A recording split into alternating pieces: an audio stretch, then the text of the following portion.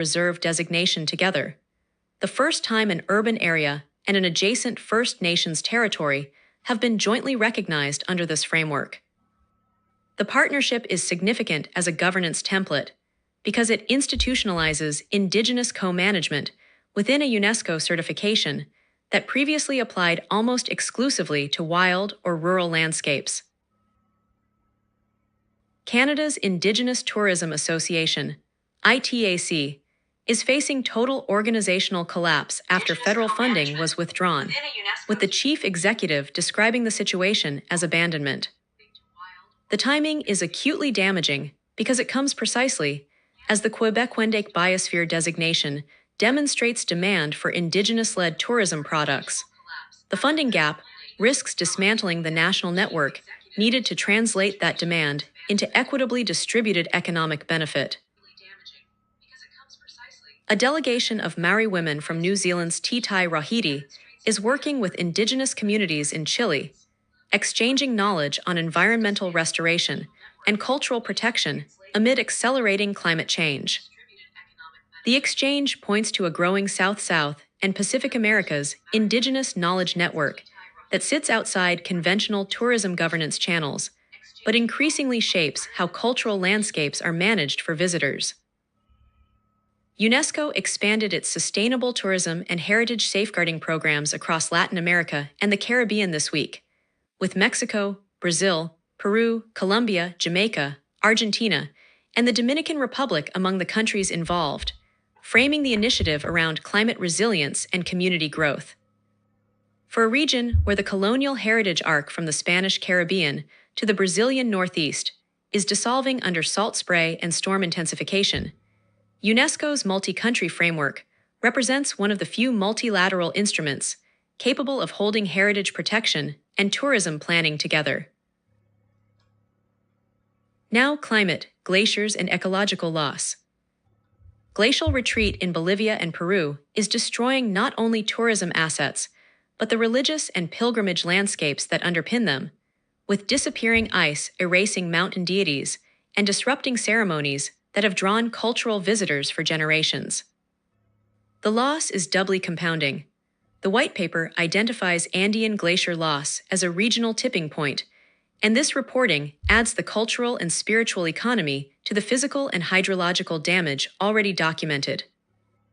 Chile's Atacama Desert is experiencing a tourism surge that is beginning to test conservation carrying capacity, with visitor numbers climbing toward levels that some protected zones cannot absorb without ecological damage.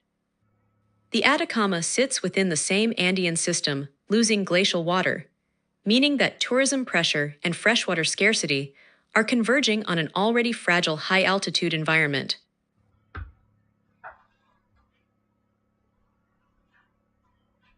Turning to carrying capacity. Over-tourism and visitor governance. Over-tourism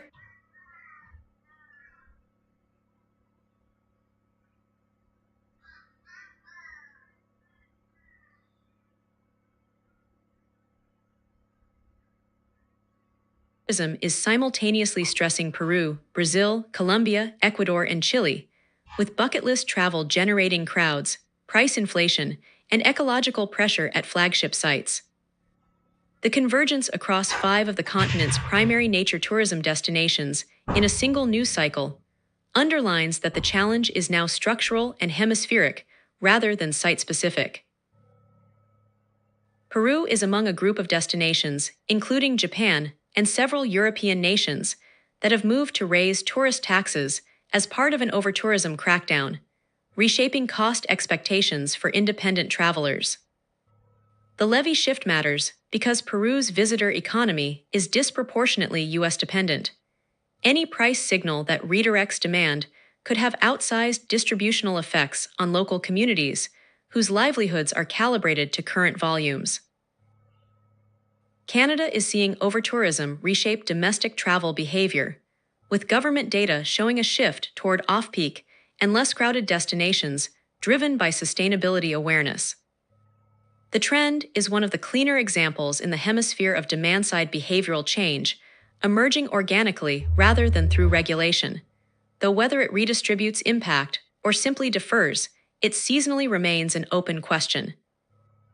Mexico's Rio Lagartos Biosphere Reserve in Yucatan has introduced strict eco-fees, visitor regulations, and conservation measures ahead of the summer peak season.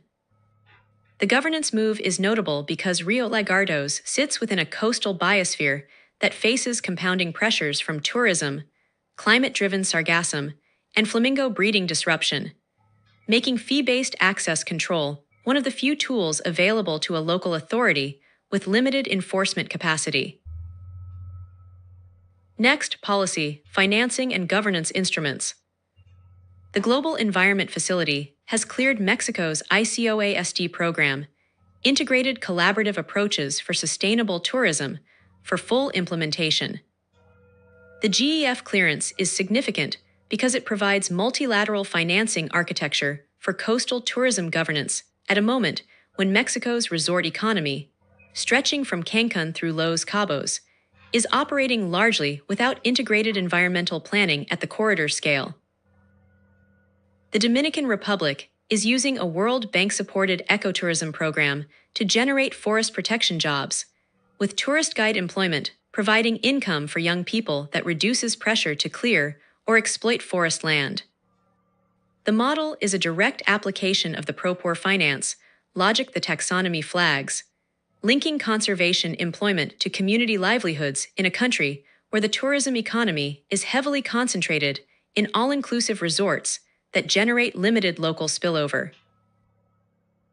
Colombia's presidential election runoff is placing Amazon ecotourism policy at a direct crossroads, with the two candidates representing sharply different orientations toward extractive industry, indigenous land rights, and conservation governance in the rainforest.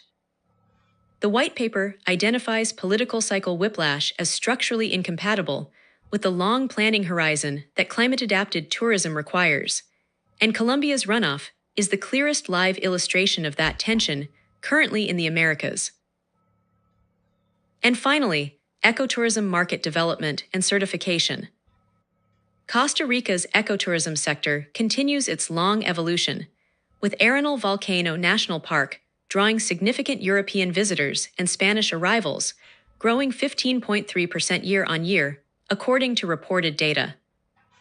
The growth signals that European market diversification, a partial hedge against U.S. visitor dependency, is materializing for at least one Central American destination, though the concentration of arrivals at a single iconic park also carries familiar carrying capacity risks. Argentina's El Impenetrable National Park in the Gran Chaco is being developed as a sustainable adventure tourism destination, combining wildlife encounters, regional food, and low-impact infrastructure. The park's promotion matters regionally because it represents an attempt to redistribute tourism revenue beyond Patagonia and Iguazu, the two Argentine anchors that absorb the vast majority of nature tourism demand. Mexico's Nuevo Laredo is exploring the conversion of hunting ranches into ecotourism sites during the off-season, using existing wildlife habitat and ranch infrastructure to diversify away from trophy hunting.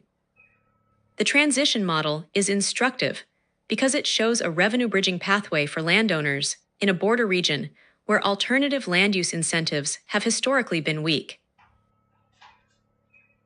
Agritourism is gaining policy traction in Puerto Rico, with the island featured at an international agritourism conference alongside Australia and Scotland as a case study in how farm tour can become tools for agricultural advocacy and rural income diversification.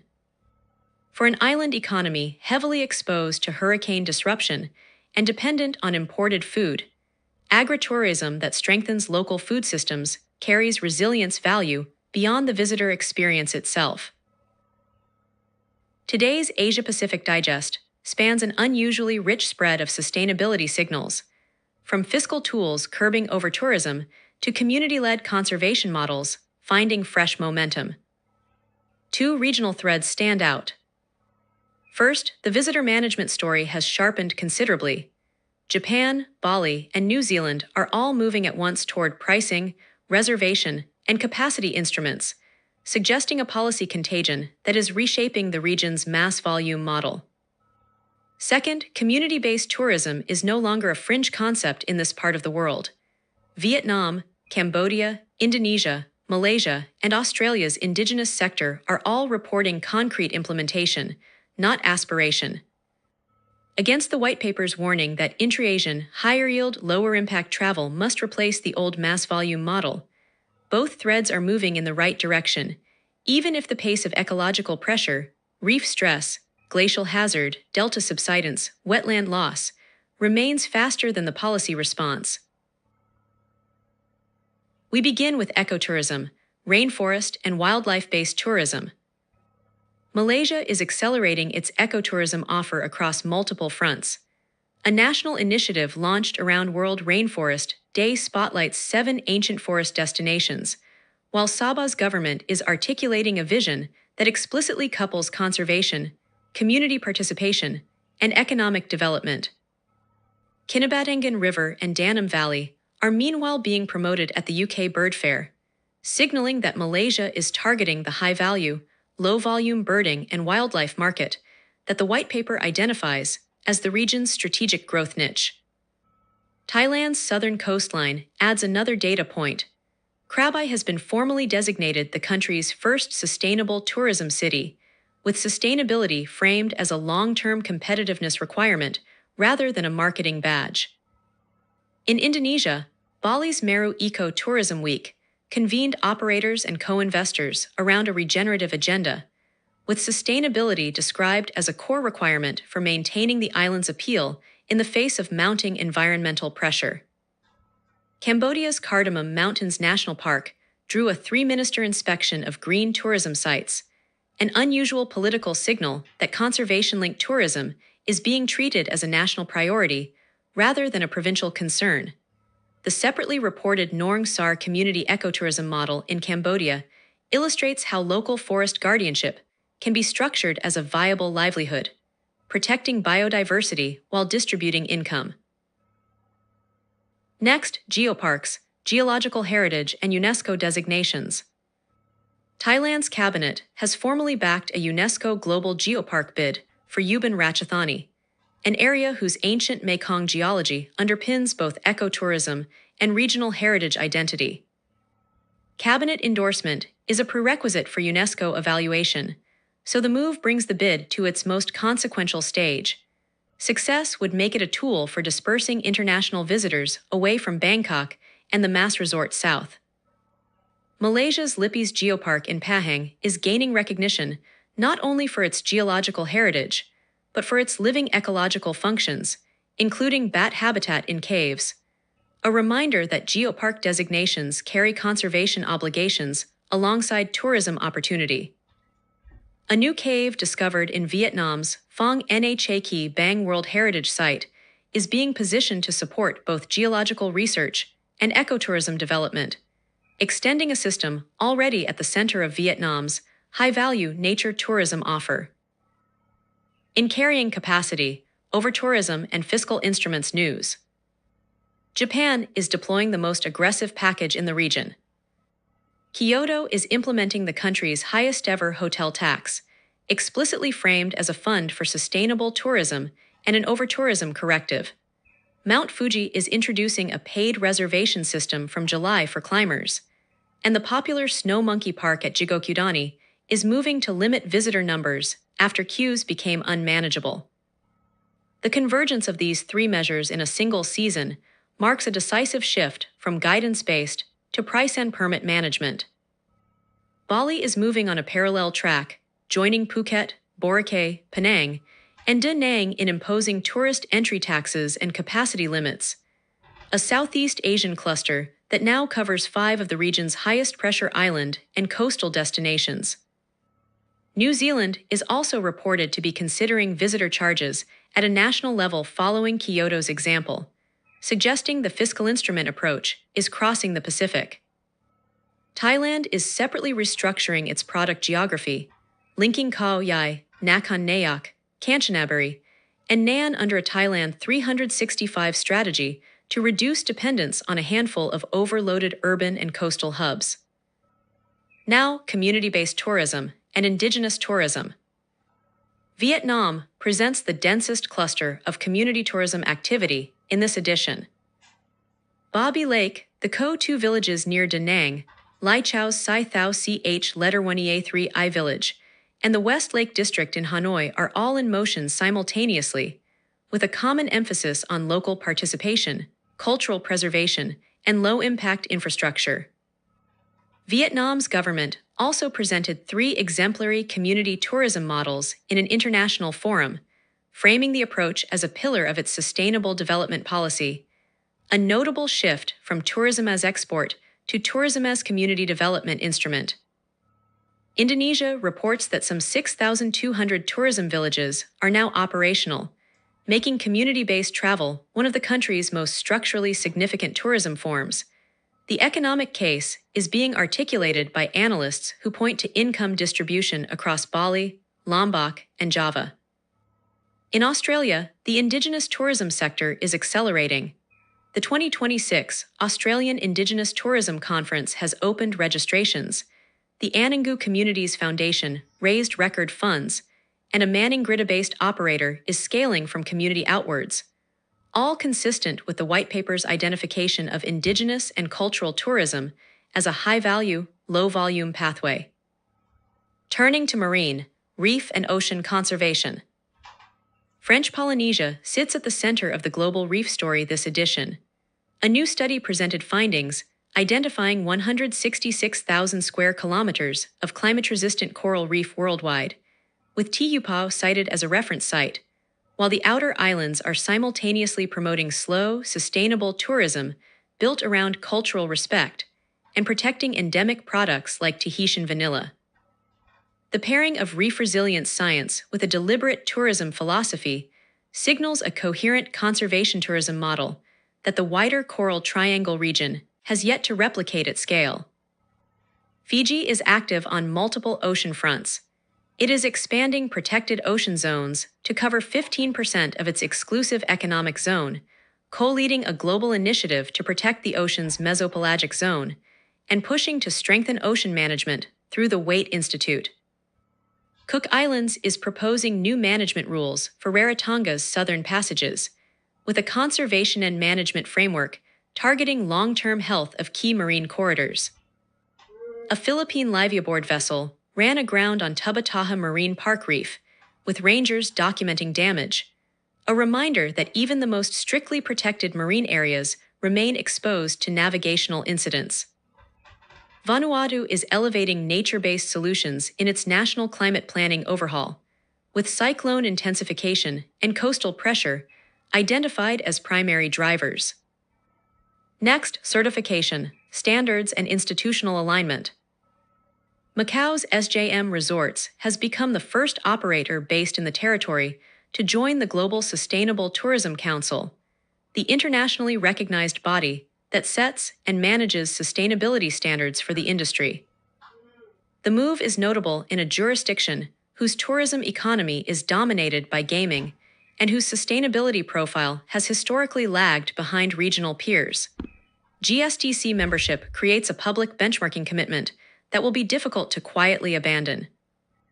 Macau also hosted the 67th APEC Tourism Working Group and the 13th Ministerial Meeting, with sustainable tourism development as the central theme, giving the territory an unusual moment of regional convening authority. Australia's Ecotourism Australia marked 35 years, with 6 new inductees into its Hall of Fame, recognizing operators who have maintained eco-certification continuously for 2 decades. The certification body's longevity gives it a credibility that newer regional programs still lack. South Korea's RedCap Tour became the first travel company in the Korean industry to receive a Science-Based Targets Initiative validated emissions reduction target, a significant step towards science-aligned decarbonization in a sector that has largely avoided hard carbon commitments. In conservation, finance, and biodiversity investment news, Indonesia used London Climate Action Week 2026 to promote an innovative conservation finance model that links ecotourism financing and national park investment with the principle that nature is not merely an object of protection, but a productive asset. The framing aligns with the broader regional repricing trend. Attaching credible revenue streams to protected areas makes conservation financially self-sustaining rather than aid-dependent. India's Ladakh administration has cleared the snow leopard habitat and awareness network to operate in the region, coupling biodiversity protection with sustainable livelihood and tourism development. In a high-altitude landscape acutely exposed to glacial melt, embedding conservation in economic structures gives both missions more resilience. Myanmar reported progress on a one-year wetland conservation plan under the Indo-Burma Biodiversity Initiative, with IUCN noting growing climate-related pressure on the wetland systems that underpin both fishing and nature-based tourism in the lower Mekong Basin. And finally, climate risk and physical exposure. Pakistan's glacial flood, alert for northern regions through early July, underscores the acute physical risk facing one of the region's fastest-growing adventure tourism corridors. The simultaneous death of a French mountaineer in an avalanche on K6 is a direct illustration of the hazard. The contrast between Pakistan's northern mountain appeal and its still underdeveloped Sindh ecotourism landscapes points to a product concentration problem that climate volatility is beginning to expose. Sri Lanka's Bar Association chief warned publicly that climate change, pollution, and forest loss are now measurably hitting the economy, explicitly naming fisheries and tourism among the sectors in distress. While a media seminar on climate adaptation challenges signals that the professional class is beginning to treat the issue as an operational rather than theoretical risk. Vanuatu's dual moves, integrating nature-based solutions into national climate planning while planning the country's first ocean research institute, reflect a small island logic in which the line between climate adaptation and tourism resource protection is effectively non-existent. Europe Regional Digest, GaiaPassage Sustainable Tourism, today's edition.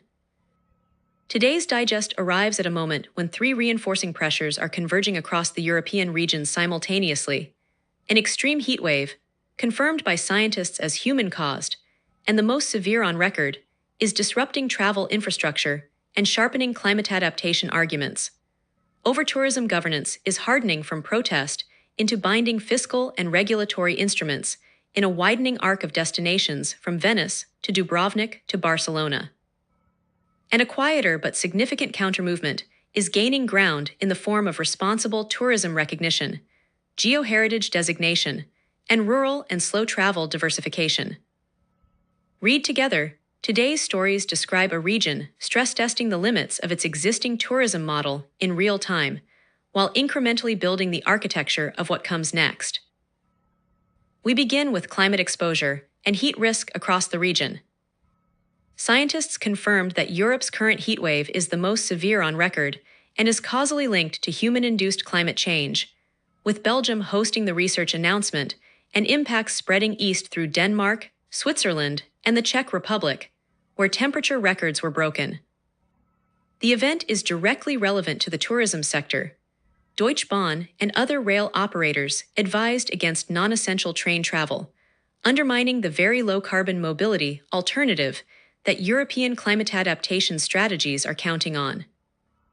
Hungary drew a separate warning from a climate researcher affiliated with the IPCC, who reported that central Hungary is warming faster than almost anywhere else on the continent. For a country whose tourism economy depends on summer outdoor and cultural activity, accelerating warming represents a structural exposure, not a seasonal inconvenience. The UK's Foreign, Commonwealth and Development Office updated travel advisories for France, Spain, and Portugal in response to the heat wave, signaling that extreme heat is now a routine travel safety variable rather than an exceptional event. Next, over-tourism. Fiscal instruments and carrying capacity governance. Venice's new mayor proposed a 900% increase to the city's existing day visitor entry fee, framing the move as a necessary step to manage overcrowding in one of Europe's most structurally vulnerable heritage cities. The proposal has divided opinion, illustrating the persistent tension between revenue dependence and genuine demand reduction. Barcelona moved in a parallel direction, proposing a €30 tax on cruise passengers making short port calls, opening a debate about whether pricing instruments can shift the composition of arrivals rather than simply generating revenue. Spain more broadly is approaching 100 million annual visitors, while anti-overtourism protests spread from the Canary Islands to the mainland, creating political momentum for systemic reform that the country's tourism authorities have not yet fully translated into enforceable caps. Dubrovnik in Croatia presented one of the starkest ratio problems in European tourism: 1.3 million annual visitors against a resident population of 41,000, a disparity now driving housing displacement and pushing national tourism reform conversations.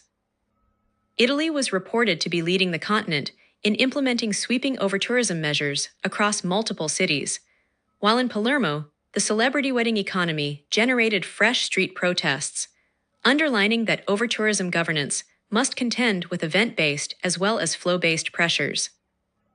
In responsible tourism recognition and certification news, the ICRT Europe Responsible Tourism Awards 2026 were presented at a ceremony in Brussels, Belgium, with TUI Forest Mallorca taking gold in the Adapting to Climate Change category for its work, restoring forests and dune systems.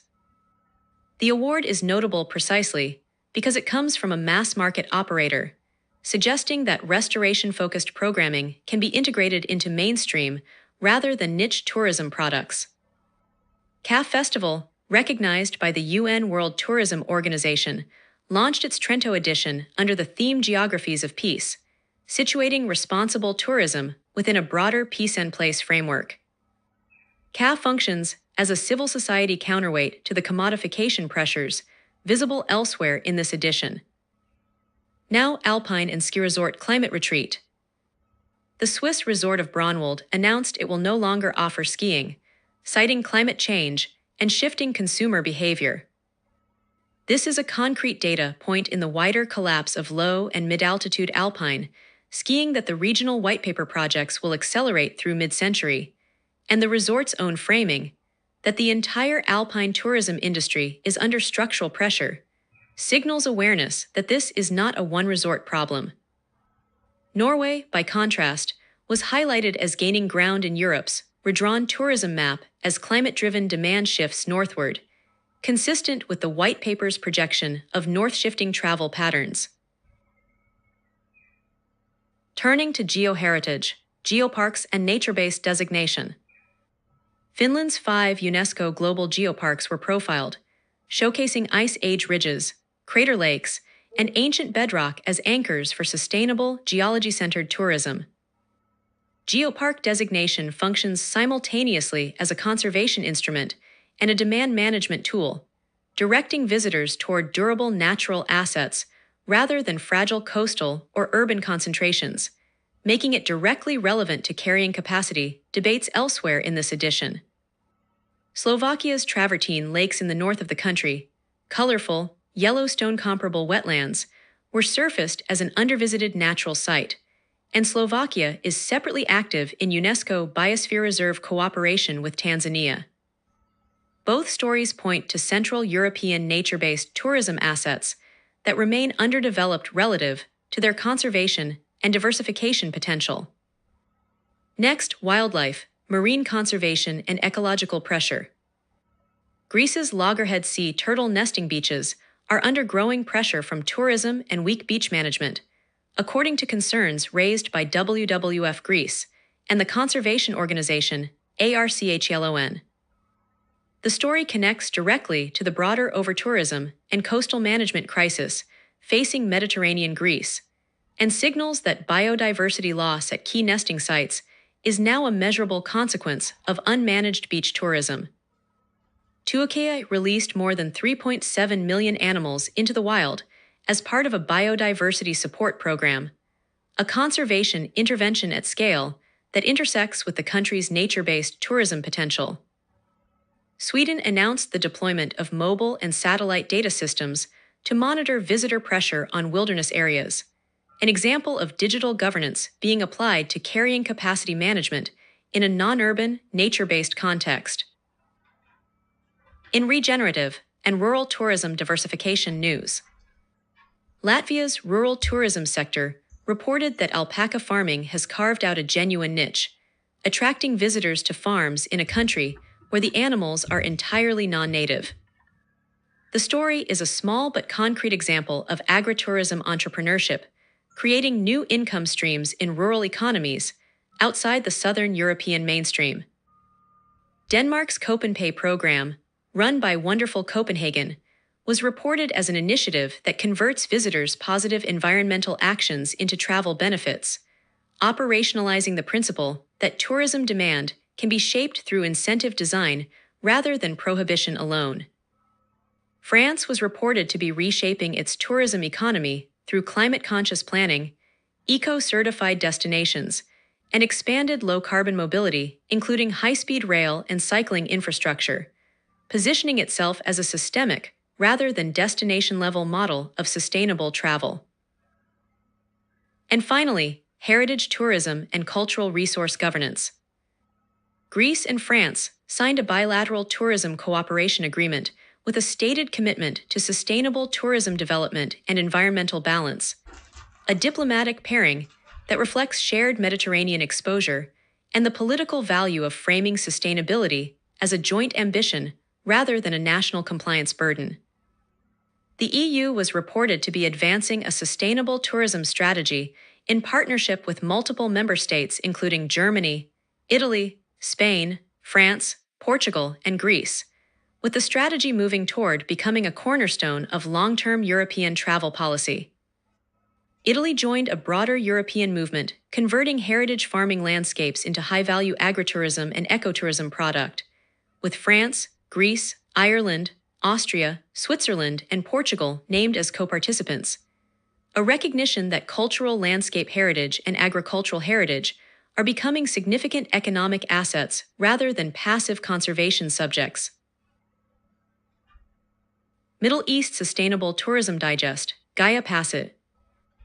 Today's edition carries an unusually strong environmental signal across the region, with stories from Libya to Qatar to Kuwait converging on a single underlying theme.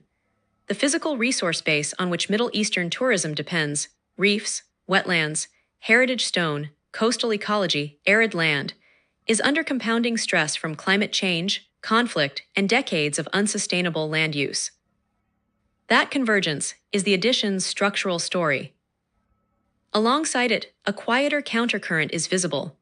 Several states are moving, with varying degrees of ambition, to turn conservation itself into a tourism product, whether through ecotourism investment in Egypt's Sinai reserves, a desert conservation visitor center in Dubai, or a new marine exhibition in Jordan's Aqaba. The gap between the pace of degradation and the pace of protective response is the region's master tension today.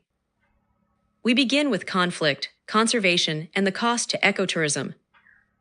Lebanon suffered the loss of Mona Khalil, 76, the founder of the Orange House Project, a combined ecotourism site and sea turtle conservation hub on the southern coast, after Israeli forces struck the facility.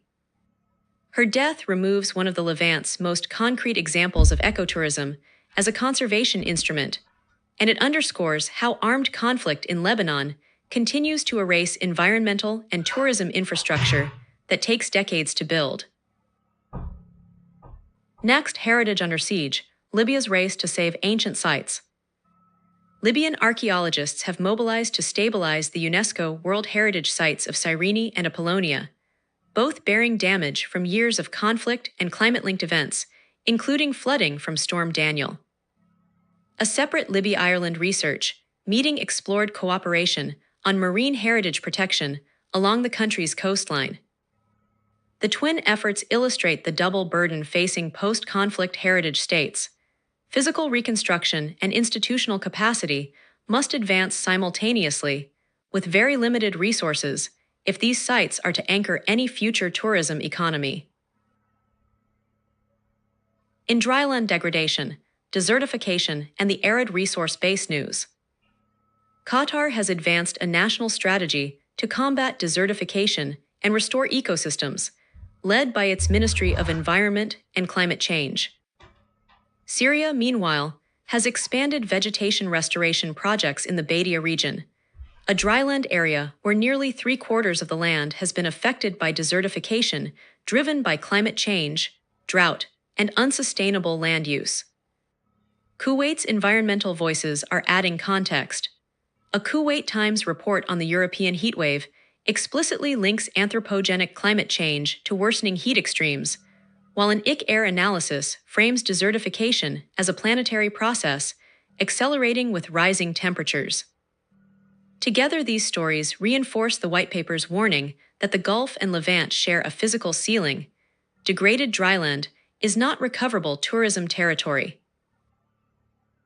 Now, wetlands, mangroves, and coastal ecosystem services. Kuwait's Environment Society has called for stronger government action to protect the country's wetlands, citing their role in carbon storage, coastal protection, and water quality maintenance, all services that underpin low-impact coastal tourism. In Dubai, over 250 volunteers joined a Dubai Electricity and Water Authority mangrove planting drive, framed explicitly around carbon neutrality and nature-based climate solutions. Both stories point to the same logic.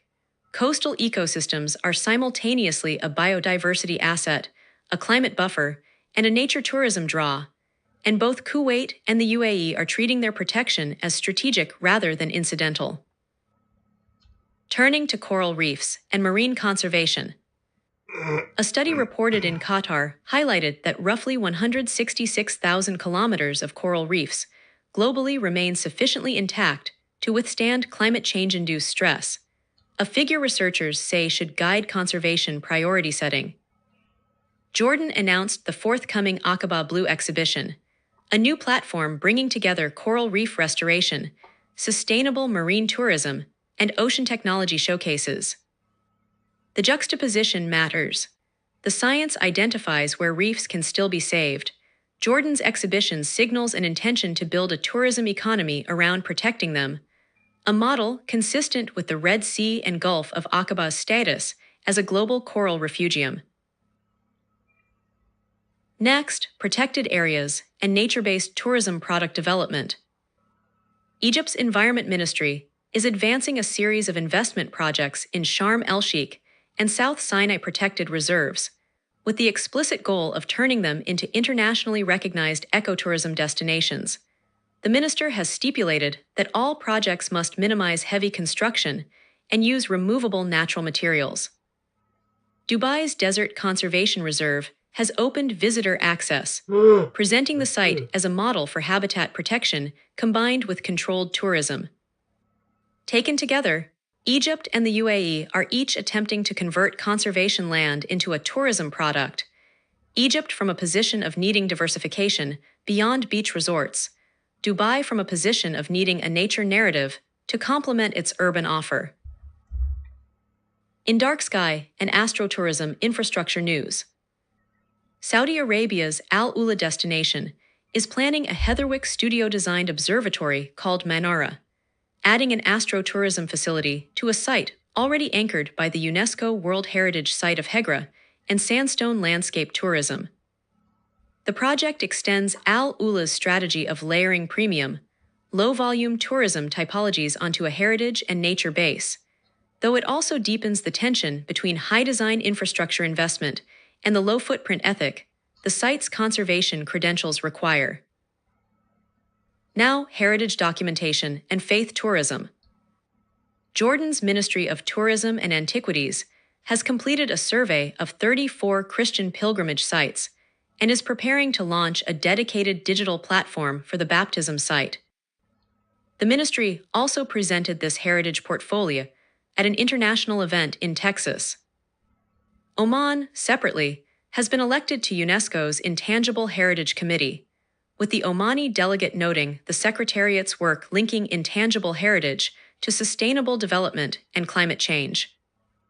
Both developments signal a strategic use of international heritage institutions as legitimizing frameworks for faith and cultural tourism, a pattern the region is deploying with increasing sophistication.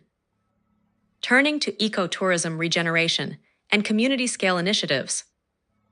Iraq's Kurdistan region is developing Sork Park as a green urban ecotourism project, while Iraq has also nominated 5 villages for the UN Tourism Best Tourism Villages designation, with the nomination framework explicitly requiring non-intervention in authenticity and acknowledging climate change challenges. Jordan's Ajloun Governorate is reviving historic natural springs as part of a heritage and ecotourism restoration initiative intended to benefit local communities. These subnational, community-scale projects represent a different register from the Gulf's mega-investments, slower, more rooted in place, and more directly tied to local livelihood outcomes. And finally, sustainability certification and standards. The Sofitel Dubai The Palm has achieved Green Globe Platinum certification, marking 10 consecutive years of verified sustainability performance. The milestone is notable less for the certification itself than for the duration. A decade of uninterrupted compliance is a rarer signal than initial certification, and it anchors the Gulf's luxury hospitality sector to an internationally recognized standard at a time when greenwashing scrutiny is intensifying globally. That's all for this hour's briefings. You can help improve this broadcast by supporting patreon.com/Mendicott. Thanks to all our patrons listed here.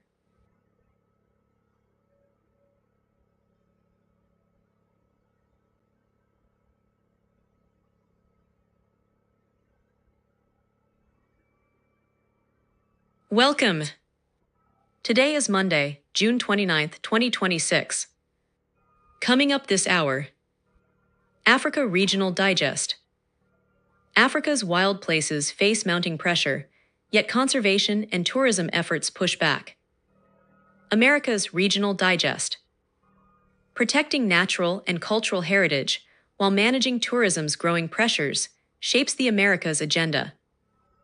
Asia Pacific Regional Digest. Asia Pacific's natural heritage faces mounting pressure as tourism growth strains ecosystems and funding models evolve. Europe Regional Digest. Europe's tourism and landscapes face mounting pressure from climate change, over-tourism, and ecological strain. And finally, Middle East Regional Digest. Nature, heritage, and tourism across the Middle East face mounting pressure from conflict, climate, and neglect. Africa Regional Digest, GaiaPassage Sustainable Tourism Edition, 27-28 June 2026. Today's Africa Digest carries an unusually coherent signal across more than a dozen countries. The high-value, low-volume conservation model, wildlife safaris, marine protected area tourism, ecotage investment, is consolidating as the continent's dominant framework for linking visitor revenue to biodiversity protection and community income. That pattern runs from Zambia's safari corridors to Kenya's conservancies, from Uganda's architecturally designed ecolodge to Tanzania's freshly capitalized nature reserves. A second, quieter thread cuts across the coastal and forest-dependent economies. The ecological resource base that underpins this model is eroding in real time. Mozambique's mangrove losses, Côte d'Ivoire's shrinking rainforest, and Mozambique's call for African Union-wide land and water investment all point to the same risk: that the nature assets being packaged as tourism product may not outlast the tourism strategies being built around them. Together, the two threads define the central tension in African sustainable tourism right now. The economic model is gaining credibility exactly as the ecological foundation it depends on is being stressed. We begin with wildlife conservation, anti-poaching, and protected areas.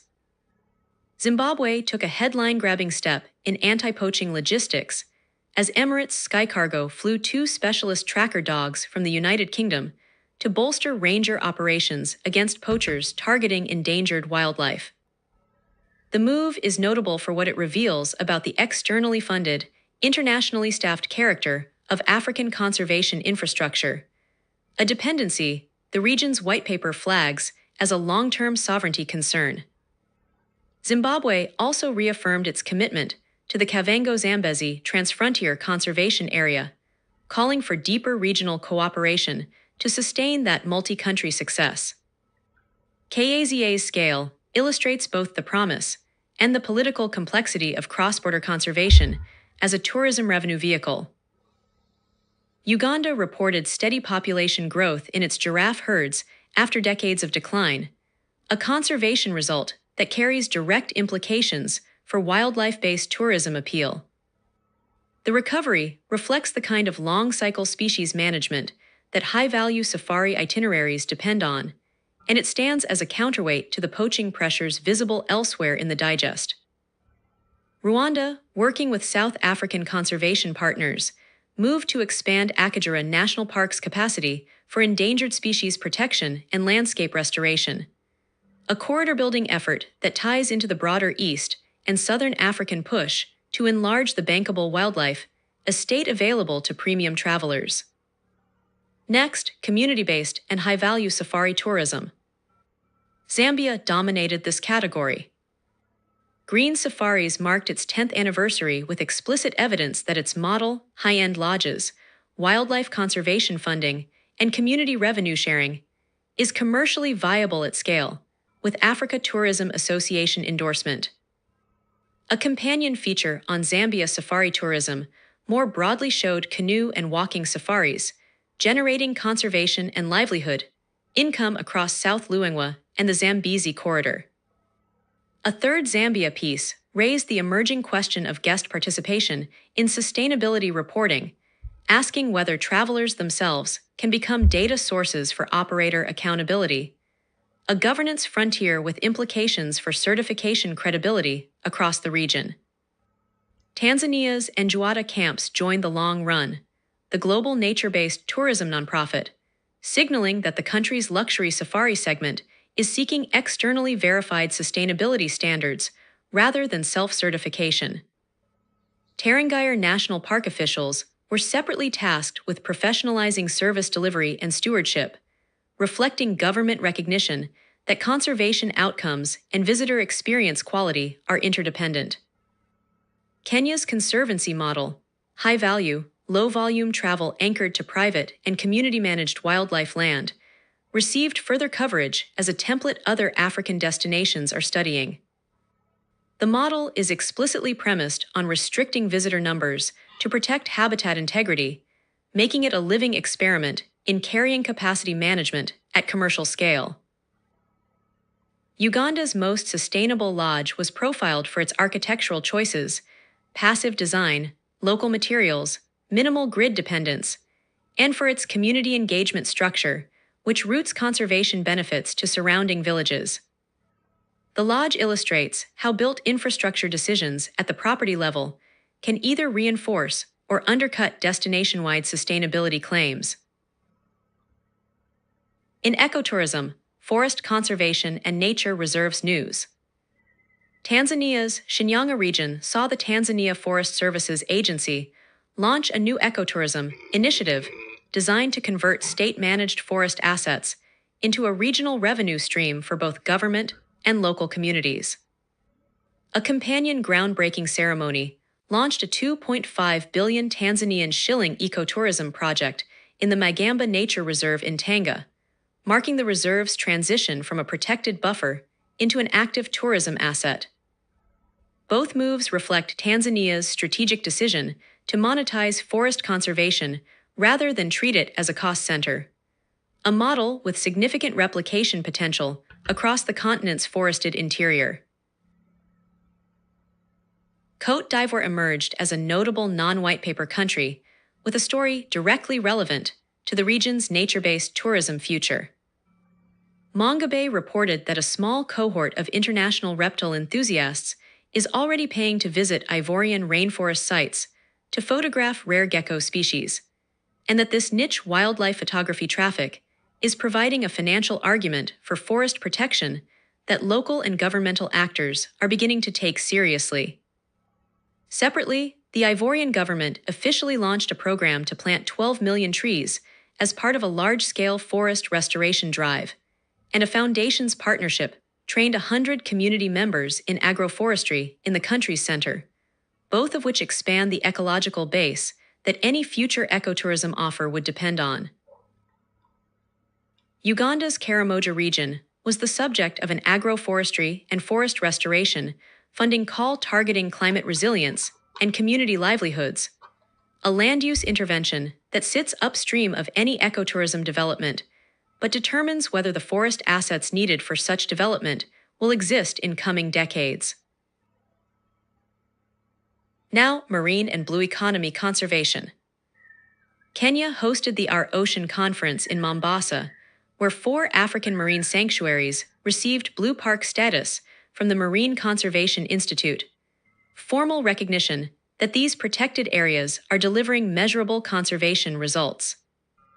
The conference also foregrounded marine flyways as a tourism and ecological resource, with coverage noting the potential for avatourism and regenerative marine travel models to grow out of stronger ocean governance. The link between formal marine protected area status and tourism investor confidence is direct. Blue Park certification is the kind of third-party validation that high-end eco-tour operators use to anchor itineraries. Kenya separately called for stronger national policies and community action on biodiversity conservation, with government voices explicitly framing nature, fisheries, wildlife, ocean ecosystems as the foundation of the tourism economy rather than a separate environmental concern. That framing, if it holds in policy, would align conservation spending with tourism revenue logic in a way that has proven difficult to institutionalize elsewhere on the continent. Turning to coastal and land ecosystem stress. Mozambique produced the Digest's sharpest warning note. The country lost 5,000 hectares of mangroves in 2024 alone, a loss attributed directly to climate change. Mangroves are simultaneously a carbon sink, a fisheries nursery, a coastal protection barrier, and a growing ecotourism attraction along the western Indian Ocean coast. Their loss degrades every one of those functions at once. Mozambique's president separately used an African Union platform to call on member states to invest urgently in sustainable land and water management, citing climate change, prolonged drought, invasive species, and restoration deficits as converging threats to African grassland and coastal ecosystems. Mozambique also announced a 5G rollout targeting tourist zones and provincial capitals by 2027, a digital infrastructure move that could improve visitor experience and operator data systems, but which sits in tension with the ecological fragility flagged in the mangrove story, investment in connectivity for a coastal tourism economy whose physical substrate is retreating. Next, protected area ecotourism and government policy. Egypt's Environment Ministry announced a program to convert South Sinai nature reserves, including areas around Sharm el-Sheikh, into globally competitive ecotourism destinations. The ministry's stated design principles, minimal heavy construction, use of removable natural materials, signal a deliberate attempt to differentiate this offer from the mass resort model that has historically dominated Egypt's Red Sea coastline. Given that the Sinai's coral reefs and desert landscapes are among the country's most climate-exposed assets, the ecological credibility of the implementation will matter as much as the policy ambition. Morocco took the presidency of the group for the Mediterranean Tourism Observatory for 2026 to 2028, using the platform to promote climate-resilient transport systems and energy transition goals within the regional tourism sector. A separate UNESCO and TUI Care Foundation initiative in Morocco aims to balance visitor growth at heritage sites with community economic benefit, an acknowledgement that Morocco's booming inbound numbers are creating carrying capacity pressure at culturally sensitive locations. Zimbabwe's Eastern Highlands attracted private investment from RTG through the Montclair property, with the operator explicitly framing the Highlands as the country's next major tourism frontier and committing to sustainable development principles. The investment is a signal that Zimbabwe's tourism diversification away from its established wildlife circuits is beginning to attract capital, though the sustainability commitments will require scrutiny as the destination scales. In carbon, energy, and climate adaptation news, South Africa launched a program helping tourism properties measure and reduce their carbon footprints, using a dedicated travel application to bring emissions data to property managers across the sector. The initiative is a practical governance response to the decarbonization pressure that European long-haul inbound markets are increasingly applying to African destinations, and it places measurable accountability at the property level rather than at the national policy level. Tunisia secured a €61 million solar energy project, advancing its renewable energy transition in a country whose tourism sector is heavily dependent on grid-powered coastal resorts. The energy investment does not directly target tourism infrastructure, but grid decarbonization is a prerequisite for any credible low-carbon tourism certification at the destination level. A separate report on sustainable agriculture across North Africa, covering Tunisia, Algeria, and Morocco, highlighted water scarcity and climate stress as the master constraint on land use sustainability across the subregion, a finding with direct implications for the water-intensive hotel and resort economy.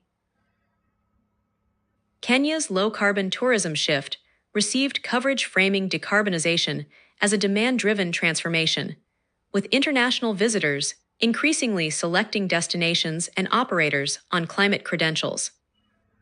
This market signal, if sustained, would restructure the competitive landscape for African safari and nature tourism in ways that favor operators with verified environmental management systems over those relying on destination reputation alone.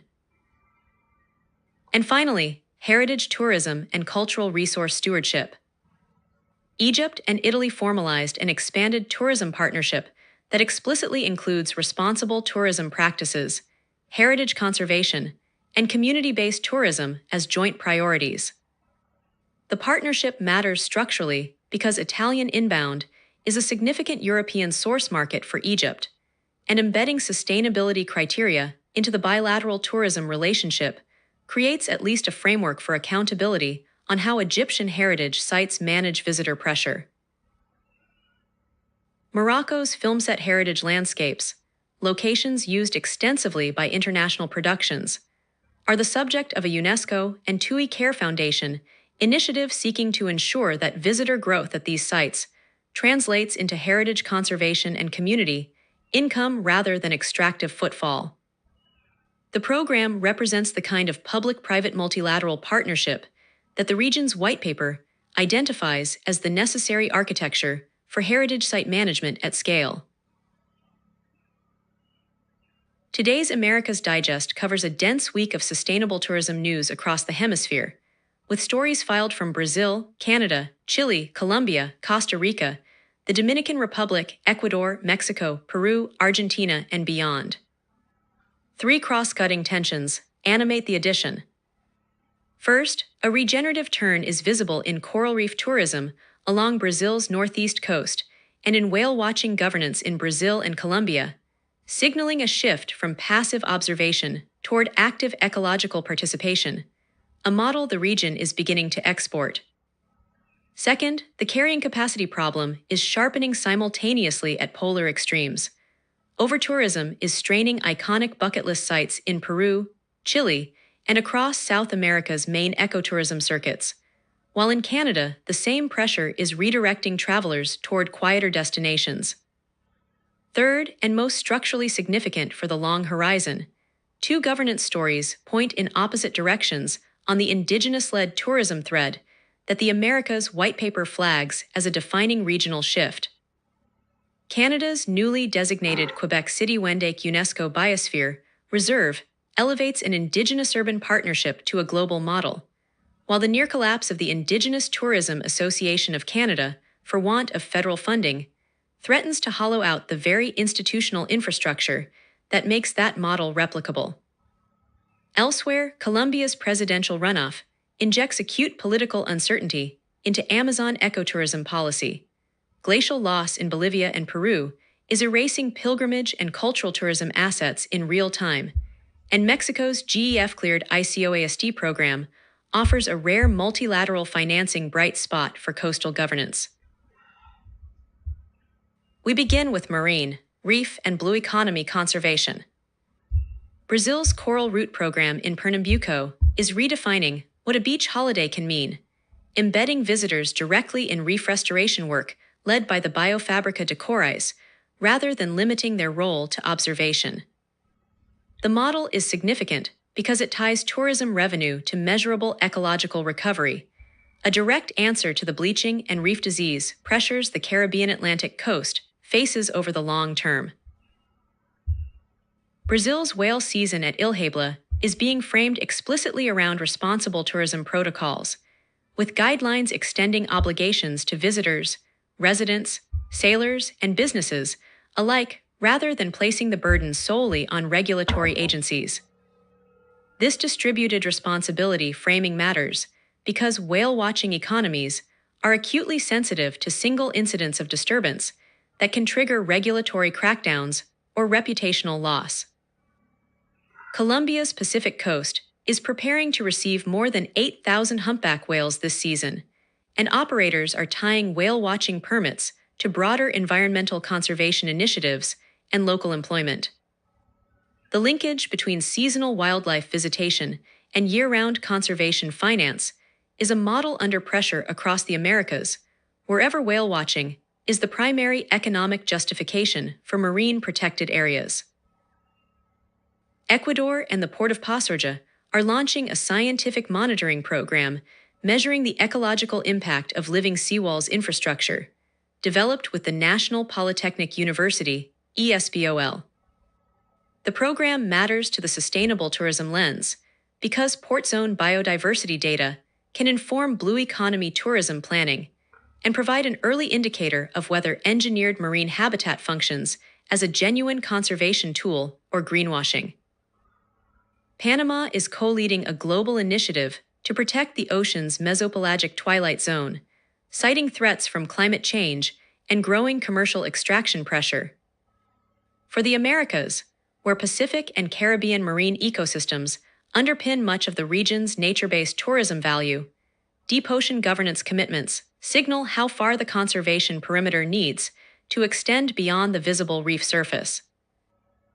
Next, regenerative and community-based tourism. Brazil's Fernando de Noronha Island operates as a deliberate scarcity model, part national marine park, part environmental laboratory, where access is capped by design rather than managed after the fact. The approach is a counterpoint to the overtourism stories filing simultaneously from the South American mainland, illustrating that supply-side restriction, when embedded in governance from the start, can function as both conservation tool and brand differentiator.